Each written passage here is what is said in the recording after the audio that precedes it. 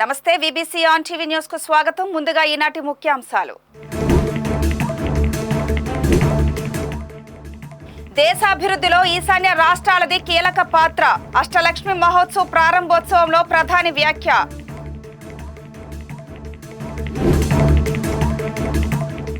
నూతన విద్యా విధానంలో దివ్యాంగులకు ప్రాధాన్యత. నూతన సంకేత భాషా ఛానల్ను ప్రారంభించిన మంత్రి ధర్మేంద్ర ప్రధాన్.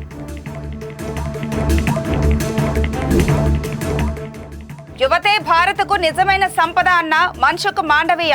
భారత నైపుణ్యాలకు ప్రపంచ స్థాయి గుర్తింపు ఉందన్న కేంద్ర మంత్రి. రాష్ట్ర వ్యాప్తంగా కొనసాగుతున్న రెవెన్యూ సదస్సులు, భూ సమస్యల పరిష్కార వేదికలన్న మంత్రి సంధ్యారాణి. దేశాన్ని అభివృద్ధి పదంలో తీసుకువెళ్లగల శక్తి ఈశాన్య రాష్ట్రాలకు ఉందని ప్రధానమంత్రి నరేంద్ర మోడీ ఉద్ఘాటించారు. న్యూఢిల్లీలోని భారత మండపంలో అష్టలక్ష్మి మహోత్సవాన్ని ఆయన ప్రారంభించారు. అగర్తల, గౌహతి, గాంగ్టక్, ఐజ్వాల్, షిల్లాంగ్, ఇటానగర్, కోహిమా తదితర ఈశాన్య నగరాలు దేశంలోని ఇతర పెద్ద నగరాల వలె భారీ సామర్థ్యాన్ని కలిగి ఉన్నాయన్నారు. ఈశాన్య రాష్ట్రాల్లో భారీ పెట్టుబడి అవకాశాలకు అష్టలక్ష్మి మహోత్సవం ముఖద్వారం వంటిదని పేర్కొన్నారు. అష్టలక్ష్మి మహోత్సవం ఈశాన్య రాష్ట్రాల ఉజ్వల భవిష్యత్తుకు సంబంధించిన వేడుక అని, ఇది వికసిత భారత లక్ష్యాన్ని ముందుకు తీసుకువెళ్లే పండుగ అని వివరించారు. ఈశాన్య రాష్ట్రాల రైతులు, చేతి వృత్తులు, హస్త కళాకారులకు, పెట్టుబడిదారులకు అష్టలక్ష్మి మహోత్సవం ఒక గొప్ప వేదిక అని ప్రధాని మోడీ తెలియజేశారు. अष्टलक्ष्मी महोत्सव नॉर्थ ईस्ट के बेहतर भविष्य का उत्सव है। ये विकास के नूतन सूर्योदय का उत्सव है जो विकसित भारत के मिशन को गति देने वाला है। आज नॉर्थ ईस्ट में इन्वेस्टमेंट के लिए इतना उत्साह है। बीते एक दशक में हम सब ने नॉर्थ ईस्ट रीजन के विकास की एक अद्भुत यात्रा देखी, लेकिन यहाँ तक पहुंचना सरल नहीं था। नॉर्थ ईस्ट के राज्यों को भारत की ग्रोथ स्टोरी के साथ जोड़ने के लिए हमने हर संभव कदम उठाए। लंबे समय तक हमने देखा है कि विकास को भी कैसे वोटों की संख्या से तोला गया। नॉर्थ ईस्ट के राज्यों के पास वोट कम थे, सीटें कम थी, इसलिए पहले की सरकारों द्वारा वहां के विकास पर भी ध्यान नहीं दिया। ये अटल जी की सरकार थी जिसने नॉर्थ ईस्ट के विकास के लिए पहली बार अलग मंत्रालय बनाए। साथियों, बीते दशक में हमने मन से प्रयास किया कि दिल्ली और दिल, इससे दूरी का जो भाव है वो कम होना चाहिए। केंद्र सरकार के मंत्री 700 से अधिक बार नॉर्थ ईस्ट के राज्यों में गए हैं, लोगों के साथ वहां लंबा समय गुजारा है। इससे सरकार का नॉर्थ ईस्ट के साथ, उसके विकास के साथ एक इमोशनल कनेक्ट भी बना। इससे वहां के विकास को अद्भुत गति मिली। मैं एक आंकड़ा देता हूं, नॉर्थ ईस्ट के विकास को गति देने के लिए 90 के दशक में एक पॉलिसी बनाएगी। इसके तहत केंद्र सरकार के 50 से ज्यादा मंत्रालयों को अपने बजट का 10% नॉर्थ ईस्ट में निवेश करना पड़ता था। इस नीति के बनने के बाद से लेकर साल 2014 तक जितना बजट नॉर्थ ईस्ट को मिला है उससे कहीं अधिक हमने सिर्फ बीते 10 सालों में दिया। बीते दशक में एक स्कीम के तहत ही 5 लाख करोड़ रुपए से अधिक नॉर्थ ईस्ट में खर्च किया गया। ये नॉर्थ ईस्ट को लेकर वर्तमान सरकार की प्राथमिकता दिखाता है। साथियों, इस स्कीम के अलावा भी हमने कई बड़ी स्पेशल योजनाएं नॉर्थ ईस्ट के लिए शुरू की। PM divine special infrastructure development scheme और नॉर्थ ईस्ट वेंचर फंड, इन स्कीम से रोजगार के अनेक नए अवसर बने। हमने नॉर्थ ईस्ट के इंडस्ट्रियल पोटेंशियल को बढ़ावा देने के लिए उन्नति स्कीम भी शुरू की। नए उद्योगों के लिए बेहतर माहौल बनेगा तो नए रोजगार भी बनेंगे। अब जैसे सेमीकंडक्टर का सेक्टर भारत के लिए भी नया है, इस नए सेक्टर को गति देने के लिए भी हमने नॉर्थ ईस्ट को, असम को चुना है। नॉर्थ ईस्ट में जब इस प्रकार की नई इंडस्ट्री लगेगी तो देश और दुनिया के निवेशक वहां नई संभावनाएं तलाशेंगे। దేశంలోని యువత భారత్కు నిజమైన సంపద అని కేంద్ర కార్మిక ఉపాధి శాఖ మంత్రి డాక్టర్ మన్సుఖ్ మాండవీయ అన్నారు. అంతర్జాతీయ సంస్థల్లో యువతకు గల ఉపాధి అవకాశాలపై న్యూఢిల్లీలో జరిగిన వెబినార్ లో ఆయన పాల్గొని మాట్లాడుతూ భారతదేశ యువత నైపుణ్యాలు ప్రపంచ వ్యాప్తంగా ప్రశంసలు పొందుతున్నాయన్నారు. ప్రపంచ ప్రఖ్యాతిగాంచిన దిగ్గజ సంస్థల్లో సీఈఓలుగా భారతదేశ యువతి యువకులు పనిచేస్తున్నారని, వైద్యులుగా, సైంటిస్టులుగా ఇంకా అనేక గొప్ప ఉద్యోగాల్లో మన యువత ఉన్నారని పేర్కొన్నారు. వాస్తవానికి భారత యువత కేవలం ఉద్యోగాలు మాత్రమే చేయడం లేదని, వారు ప్రపంచ అవసరాలను తీరుస్తూ విలువైన సేవలు అందిస్తున్నారని కేంద్ర మంత్రి వివరించారు. जब आप दुनिया को नजदीक से देख सकते हैं, समझ सकते हैं। और ये वेबिनार में ये मानता हूं कि ये सुनिश्चित करता है कि वहां जाने के लिए आपको क्या करना है, वहां इंटरनेशनल ऑर्गेनाइजेशन में कौन सी पोजीशन ऐसी होती है, उसके लिए आपको किस टाइप की स्किल की आवश्यकता है ताकि आप वहां जाके काम कर पाए। ये सारी इंफॉर्मेशन और नॉलेज आपको ऐसे कार्यक्रम से होता है। मैं मिनिस्ट्री को भी अभिनंदन करता हूं और यहाँ जो इंटरनेशनल ऑर्गेनाइजेशन हमारे साथ जुड़े हैं, उसके प्रतिनिधि जुड़े हैं, उसको भी मैं अभिनंदन करता हूं।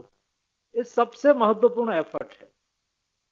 इंटरनेशनल ऑर्गेनाइजेशन में जाने के लिए यूथ को एक्सपोजर देना, that is one type of exposure. यहाँ उसको इंफॉर्मेशन मिलेगी, बाद में कई प्लेटफॉर्म का ये उपयोग करेंगे। For example, national career service portal employment department के द्वारा हमारी मिनिस्ट्री ने बनाया है। आप जाके उसके ऊपर सर्च करिए, देखिए, आपको पता लगेगा कि सरकार ने आपके लिए क्या क्या व्यवस्था करी। ये प्लेटफॉर्म पर 37 लाख से अधिक एस्टेब्लिशमेंट रजिस्टर है, सभी स्टेट गवर्नमेंट रजिस्टर है। इंटरनेशनल सर्विस देने के लिए ई माइग्रेंट पोर्टल बनाया गया है विदेश मंत्रालय के द्वारा, वो भी उसके साथ इंटीग्रेटेड है। श्रम सुविधा पोर्टल भी उसके साथ इंटीग्रेटेड है।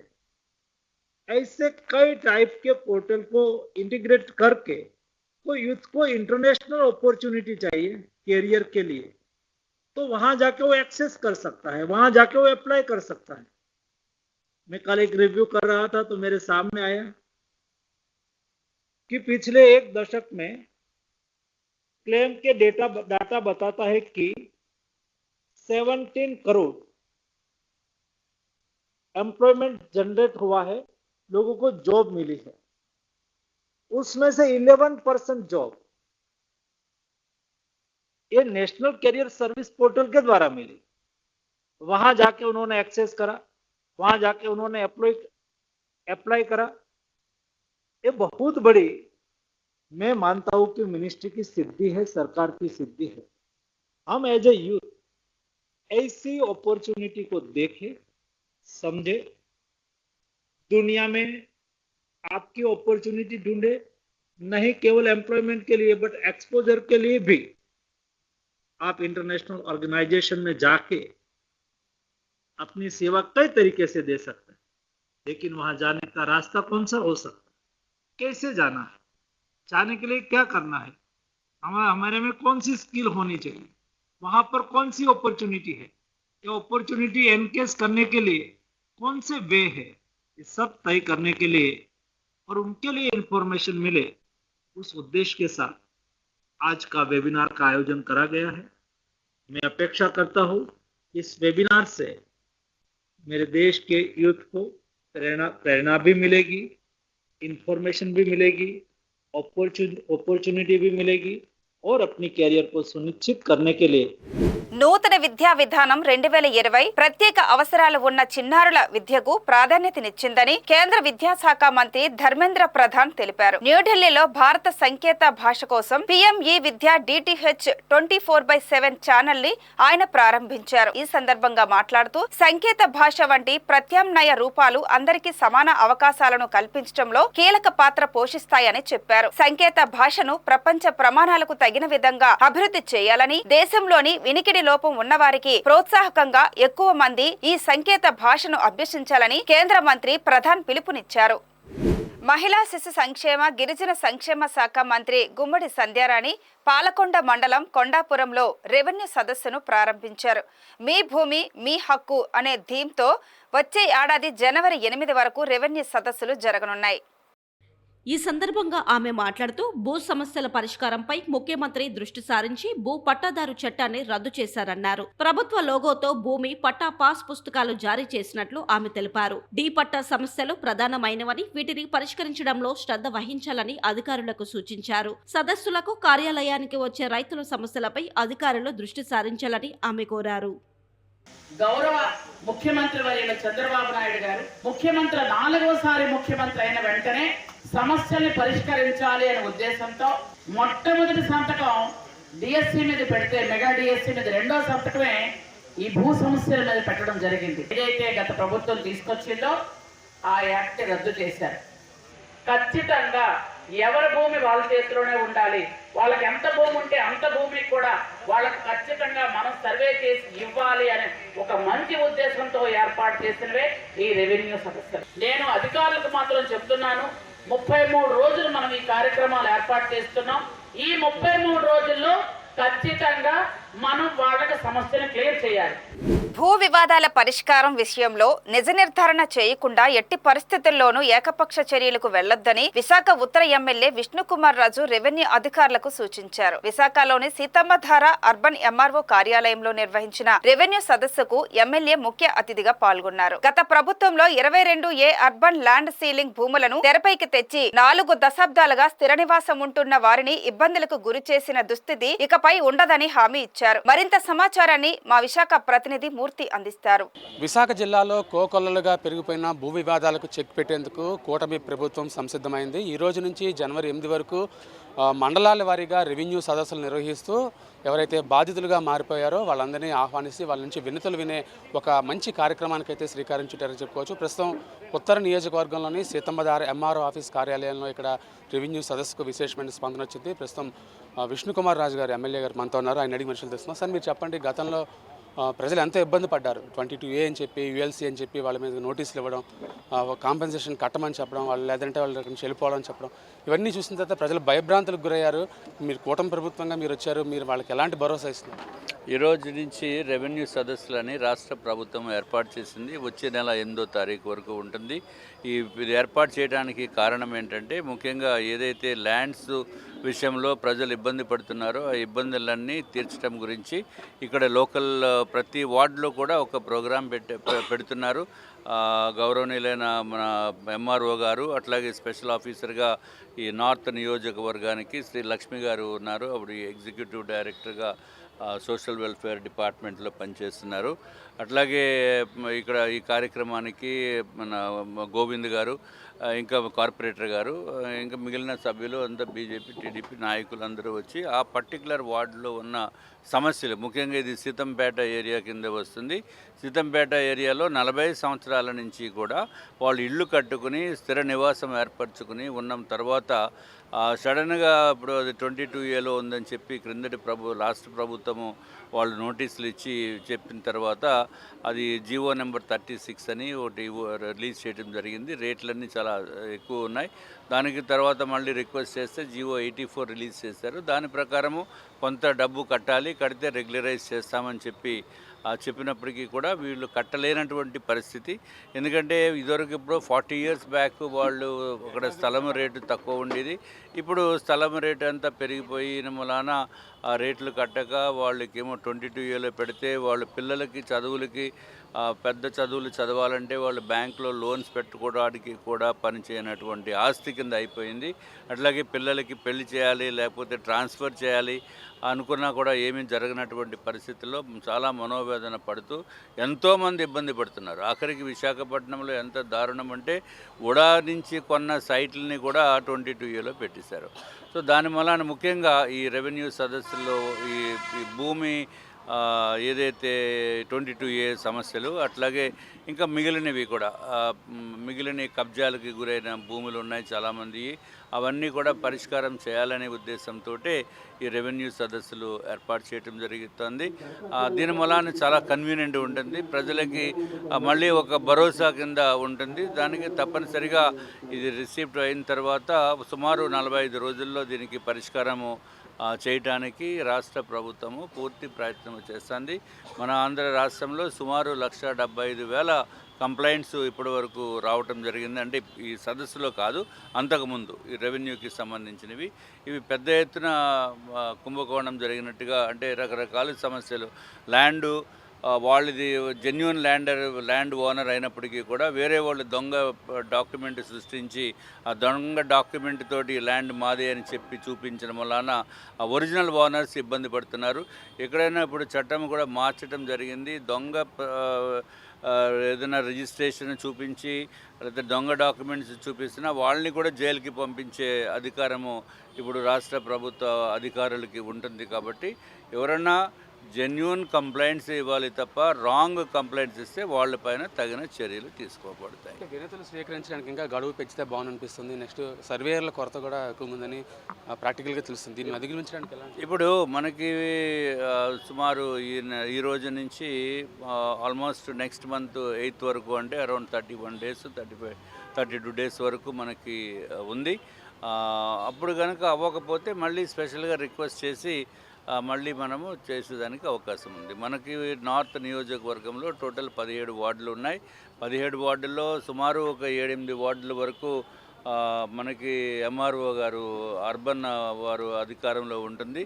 అట్లాగే మిగిలిన వార్డులు సుమారు ఒక 50% వార్డ్స్ గోపాలపట్నం ఎంఆర్ఓ గారు ఆధీనంలో అంటే వారు జ్యూరిస్డిక్షన్లో వస్తుంది. కాబట్టి అది పెద్ద ఇష్యూ ఉంటుందని మేము అనుకోవటం లేదు. అవసరమైతే ఉదయం ఒక వార్డు, సాయంత్రం ఒక వార్డులో పెట్టి ప్రజల ప్రయోజనాలే ముందు ముఖ్యంగా మేము భావిస్తూ తప్పనిసరిగా వాళ్ళకి న్యాయం జరిగేటట్టు చూస్తాము. ఎట్టి పరిస్థితుల్లోనే ఎవరి దగ్గర కూడా మాకు టైం లేక మేము రాలేదు అని చెప్పుకునే పరిస్థితి లేకుండా ఒకసారి ఇవాళ ఇక్కడికి రాలేకపోతే నెక్స్ట్ సదస్సు జరిగినప్పుడు రేపు మళ్ళీ వాళ్ళు కూడా అక్కడికి వచ్చి వాళ్ళు రిక్విజిషన్ వాళ్ళు ఇబ్బంది కంప్లైంట్ అక్కడ కూడా ఇవ్వచ్చు.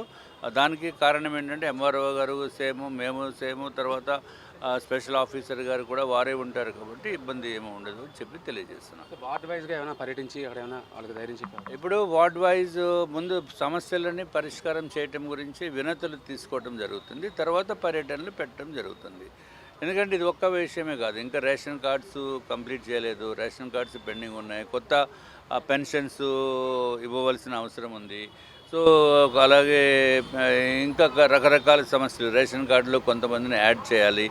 అట్లాగే ఇంకా కొంతమంది భర్తలు వదిలేసి వెళ్ళిపోయిన వాళ్ళకి కూడా పెన్షన్స్ ఇవ్వాల్సిన బాధ్యత ఉంది. సో చాలా ఉన్నాయి ఇష్యూస్. ఆ ఇష్యూస్ అన్నీ కూడా ముందు ఈ రెవెన్యూ సదస్సులో ఏ సమస్య ఉన్నా ఇవ్వచ్చని చెప్పారు. అంటే కేవలము భూమికి సంబంధించిందే కాకుండా మిగిలిన సమస్యలు కూడా ఇక్కడికి ఇస్తే తప్పనిసరిగా ఇక్కడి నుంచి కన్సర్న్డ్ డిపార్ట్మెంట్కి పంపించి వాళ్ళకి పరిష్కారం వచ్చేటట్టు చేయడానికి పూర్తి ప్రయత్నం చేస్తాం. ఇక్కడ సీతమ్మధార అర్బన్ ఎంఆర్ఓ గారు రమేష్ గారు. సార్ మీరు చెప్పండి, ఈరోజు ప్రభుత్వం విధి విధానాలు ఎలా ఉన్నాయి, మీరు ఎలా క్షేత్రస్థాయిలో దీన్ని అమలు చేయాలనుకుంటున్నారు? గౌరవనీయులు మన చీఫ్ మినిస్టర్ గారు నారా చంద్రబాబు నాయుడు గారి ఆధ్వర్యంలో ఈ రెవెన్యూ సభలో పెట్టడం జరిగింది. ఈరోజు మొదటి సభగా 6వ తారీఖుని ఈ రేసపాలెం గ్రామంలో నిర్వహించడం జరిగింది. సీతమ్మధార మండలం నుంచి ఇదే గ్రామ సభలో రేపు జనవరి 8వ తారీఖు దాకా జరుగుతాయి. అందులో మాకు 7 రెవెన్యూ విలేజెస్ ఉన్నాయి. అందులో ఇది మొదటిదే ఈరోజు వచ్చిందన్నమాట.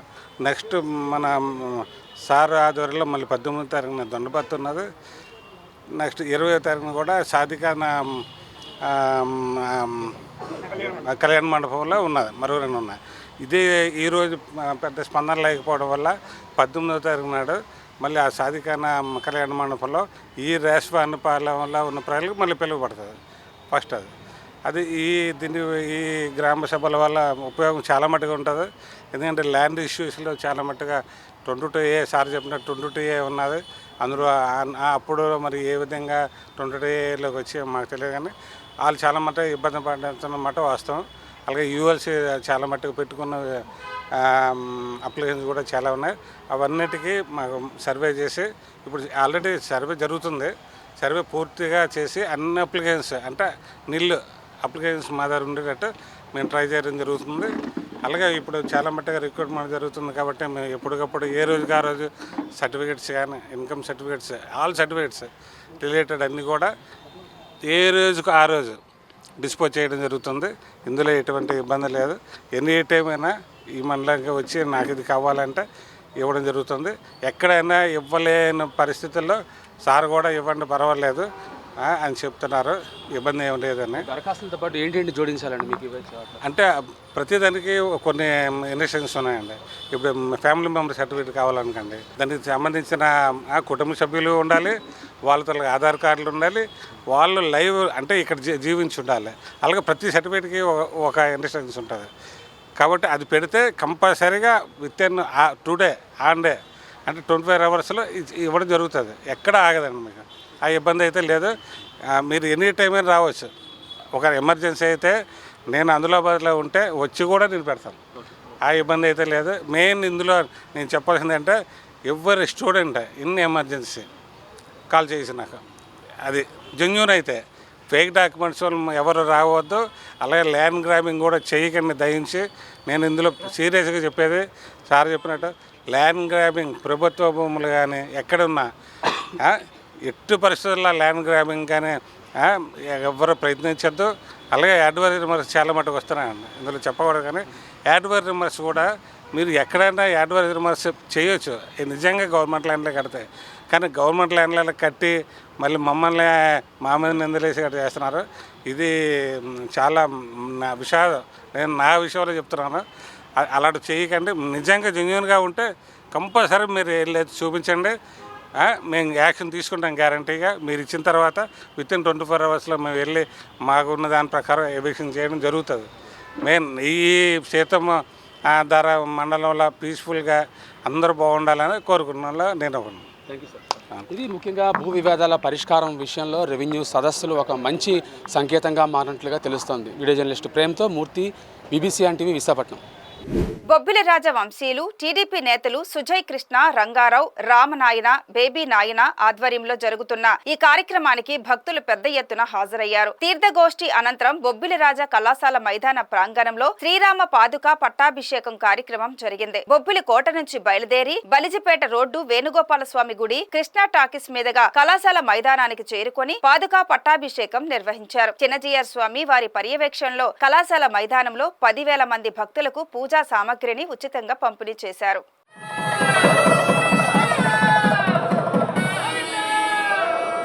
మంగళం కౌసలేంద్రాయ మాహ్య గుణాత్మనే చక్రవర్తి తనూజాయ సార్వభౌమాయ మంగళం వేద వేదాంత వేద్యాయ మేఘశ్యామలమూర్తయే పుంసాం మోహన రూపాయ పుణ్యశ్లోకాయ మంగళం మంగళాశాసన పరైర్మదాచార్య పురోగమైః.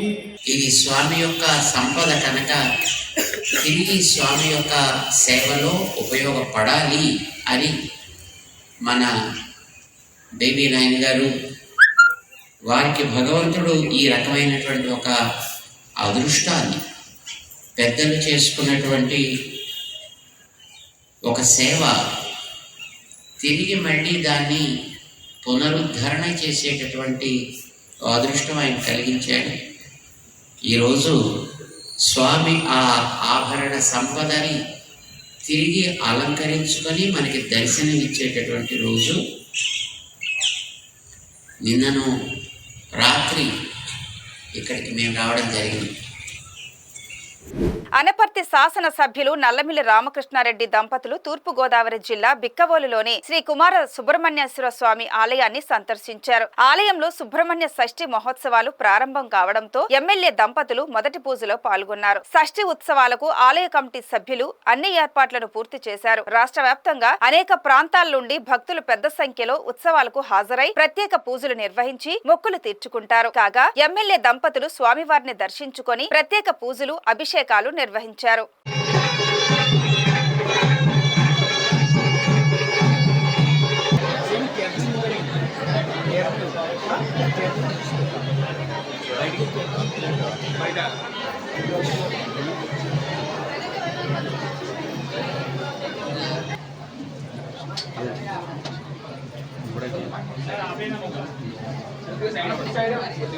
పార్వతీపురం మండలం బాలగుడవ సమీపంలో భాస్కర్ స్కూలుకు చెందిన బస్సు బోల్తా పడిన ఘటనలో బస్సు క్లీనర్ మురళి మృతి చెందాడు. 3 విద్యార్థులకు గాయాలయ్యాయి. కాగా మృతుడు మురళి బాలగుడవ గ్రామానికి చెందిన వ్యక్తి. డ్రైవర్ మద్యం మత్తులో బస్సును నడిపిన కారణంగా అదుపు తప్పి బస్సు బోల్తా పడినట్టు పోలీసుల ప్రాథమిక నిర్ధారణలో తేలింది. ప్రమాదం జరిగినప్పుడు బస్సులో 15 మంది విద్యార్థులు ఉన్నారని పోలీసులు తెలియజేశారు.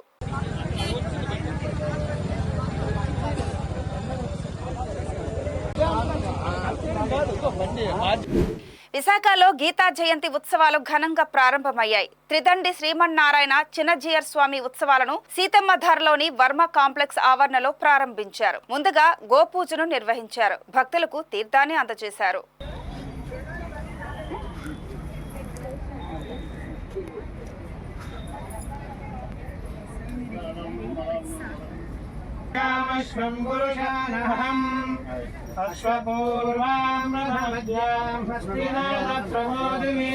ఈ సందర్భంగా చిన్నజీయర్ స్వామి భక్తులను ఉద్దేశించి మాట్లాడుతూ గీతా జయంతిని పురస్కరించుకొని అందరూ భగవద్గీత పారాయణం చేయడం ఉత్తమమని పేర్కొన్నారు. భగవద్గీత సర్వోపనిషత్ సారమని శ్రీకృష్ణ భగవానుడు అందించిన ఒక ఉపదేశమృతమని వ్యాఖ్యానించారు. జీవిత సత్యాలు పరమార్థం గీతలో చెప్పబడిందన్నారు.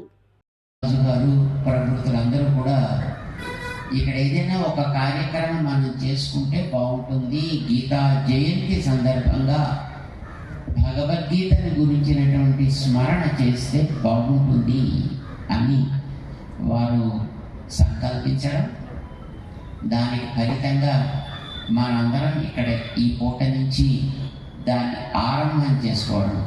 ఈవేళ మనం కార్యక్రమాన్ని కొంచెం ఆలస్యంగా ఆరంభం చేసుకున్నాం, కానీ సాయంకాలం నుంచి సకాలంలోనే మనం కార్యక్రమాన్ని ఆరంభం చేసుకుంటాం.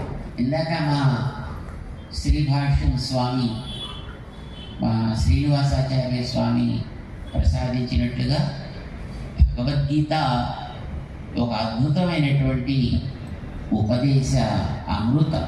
ఈ కాలంలో కలియుగంలో వచ్చేటటువంటి ఉపద్రవాలను, ఇప్పుడు ఏర్పడేటటువంటి రకరకాలైనటువంటి కుత్సిత వాతావరణాన్ని భావన చేసినటువంటి శ్రీకృష్ణ భగవానుడు ద్వాపర యుగ అంతంలో అర్జునుడిని ఒక సాకుగా పెట్టుకుని మనందరం బాగుపడాలి అనే ఒక మహదాశయంతో భగవద్గీతని ఉపదేశం చేశాడు. చిత్తూరు జిల్లా రామకుప్పంలోని ఇంటర్నెట్ సెంటర్లో తనిఖీలు చేసిన అధికారులకు విస్తుపోయే నిజాలు బయటపడ్డాయి. వేల సంఖ్యలో నకిలీ బర్త్ సర్టిఫికెట్లు సృష్టించిన ముఠా రాకెట్ బట్టబయలయ్యింది. కుప్పం ఆర్డీఓ శ్రీనివాసరాజు నేతృత్వంలో 4 టీములుగా విడిపోయి రామకుప్పం మండలంలోని ఇంటర్నెట్ సెంటర్లపై దాడులు చేయగా 2 సెంటర్లో నకిలీ బర్త్ సర్టిఫికెట్ల భాగోతం వెలుగు చూసింది. 2 ఇంటర్నెట్ సెంటర్లలోని కంప్యూటర్లను స్వాధీనం చేసుకుని సెంటర్లను సీజ్ చేశారు. రామకుప్పంలో పుట్టిన వారికి శాంతిపురం మండలం రాళ్ల బూదుగురు పంచాయతీలో పుట్టినట్లు బర్త్ సర్టిఫికెట్లు ఇచ్చి డబ్బులు దోచేస్తున్నారు. ఒక్కో నకిలీ సర్టిఫికెట్ కు 2000 నుండి 3000 వసూలు చేస్తున్నారు. అసలు సచివాలయ సెక్రటరీ వద్ద ఉన్న లాగిన్ ప్రైవేట్ ఇంటర్నెట్ సెంటర్లకు ఎలా వచ్చిందో అంతుబట్టడం లేదు. ఇలాంటి ఫేక్ సర్టిఫికెట్ల వ్యవహారం గురించి ప్రజలు అవగాహన పెంచుకోవాలని అధికారులు సూచిస్తున్నారు. నకిలీ సర్టిఫికెట్ల వ్యవహారం కేవలం రామకుప్పం మండలంలోనే లేక నియోజకవర్గం మొత్తం ఉందా అనే అనుమానాలు స్థానికంగా వ్యక్తమవుతున్నాయి. ఎవరికైతే బర్త్ సర్టిఫికేట్ కావాలో వాళ్ళ డేటా తీసుకుంటున్నాడు. లైక్ వాళ్ళ ఫాదర్ నేము, మదర్ నేము, అతని నేము, డేట్ ఆఫ్ బర్త్, ఊరు, రిక్వైర్మెంట్స్ ఇలా తీసుకొని ఇతను ఎవరి దగ్గర నుంచి కలెక్ట్ చేసుకున్నాడు ఈ డేటా అంతా? మహేష్ అనే అతను, ఇక్కడ మీ సేవ భాస్కర్ దగ్గర నుంచి నవీన్కి డేటా వస్తుంది. అలాగే Akram who is also operating one internet center in Muddanapalli Ramakuppam మండలంలో, అతని దగ్గర నుంచి కూడా ఇతనికి డేటా వస్తుంది. వీళ్ళిద్దరు నవీన్కి డేటా పంపిస్తుంటే ఈ నవీన్ అనే అతను ఈ డేటా అంతా కూడా మహేష్కి పంపిస్తున్నాడు. ఈ మహేష్ అనే అతను ఫేక్ బర్త్ సర్టిఫికేట్లని నవీన్కి పంపిస్తుంటే నవీన్ ఇంటర్న్ వీళ్ళకి పంపించుకొని లాట్ ఆఫ్ ట్రాన్సాక్షన్ జరిగాయి వీళ్ళ మధ్య. Money transactions almost 2 lakhs 3 lakhs money transaction జరిగినాయి.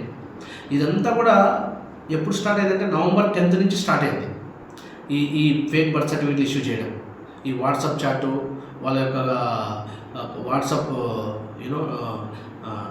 చాట్ హిస్టరీ చూసిన తర్వాత ఈ ట్రాన్సాక్షన్స్ అన్నీ కూడా నవంబర్ 10 నుంచి స్టార్ట్ అయినాయి. ఈ నవీన్ అనే అతను ఈ మహేష్కి పంపిస్తున్నాడు డేటాని. ఈ మహేష్ అనే అతను ఫేక్ బర్త్ సర్టిఫికేట్లు తయారు చేసి మళ్ళీ నవీన్కి పంపిస్తుంటే నవీన్ వచ్చేసి వీళ్ళ దగ్గర వేరియస్ అమౌంట్ ఛార్జెస్ చేస్తూ వాళ్ళకి పంపిస్తున్నాడు.